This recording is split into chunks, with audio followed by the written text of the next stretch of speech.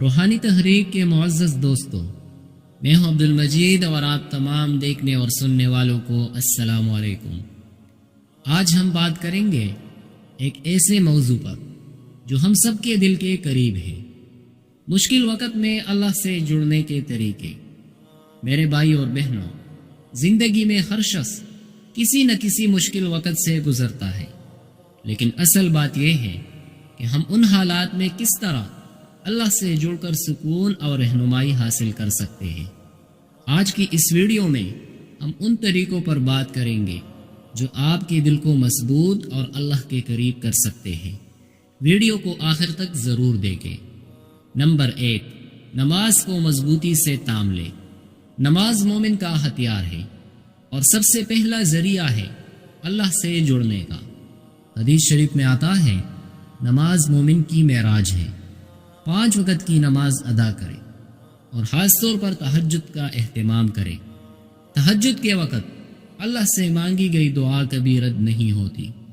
Number 2، قرآن سے رہنمائی حاصل کرے۔ مشکل وقت میں قرآن کو پڑھنا اور اس کی تفسیر کو سمجھنا دل کو سکون دیتا ہے۔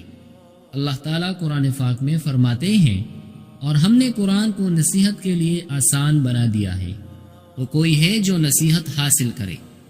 روزانہ قرآن کی چند آیات کو سمجھ کر پڑھے اور ان پر غور کرے۔ نمبر 3، دعا اور استغفار کی عادت ڈالے۔ دعا ہر مسئلے کا حل ہے۔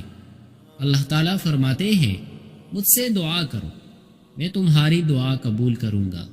استغفار پڑھے، کیونکہ استغفار گناہوں کو معاف کر کے دل کو سکون دیتا ہے۔ روزانہ کم از کم 100 مرتبہ استغفار کرے۔ استغفر اللہ ربی من کل ذنب واتوب الیہ۔ نمبر 4، صبر اور شکر کا دامن نہ چھوڑے۔ صبر کرنا مشکل وقت میں مومن کی سب سے بڑی طاقت ہے۔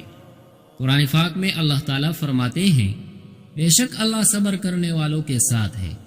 شکر کرے، چاہے حالات کتنے ہی مشکل کیوں نہ ہوں۔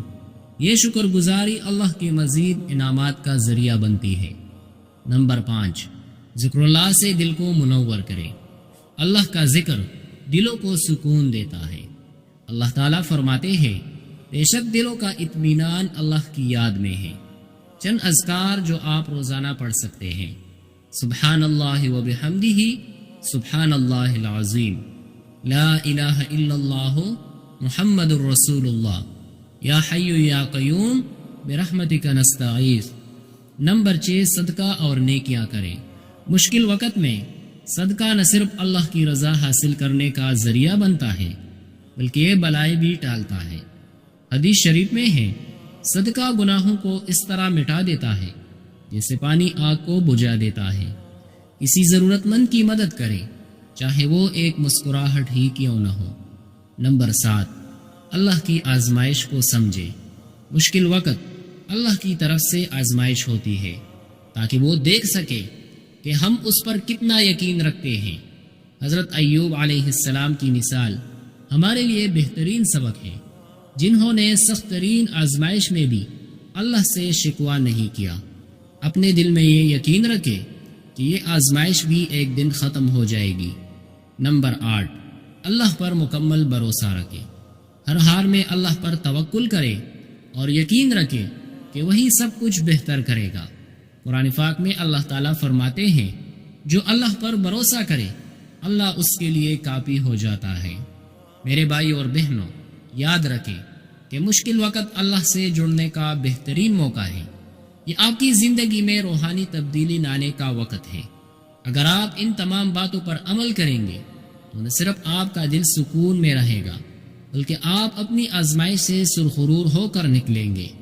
اگر آپ کو یہ ویڈیو پسند آئی ہو تو اسے لائک کریں، شیئر کریں اور ہمارے چینل کو ضرور سبسکرائب کریں۔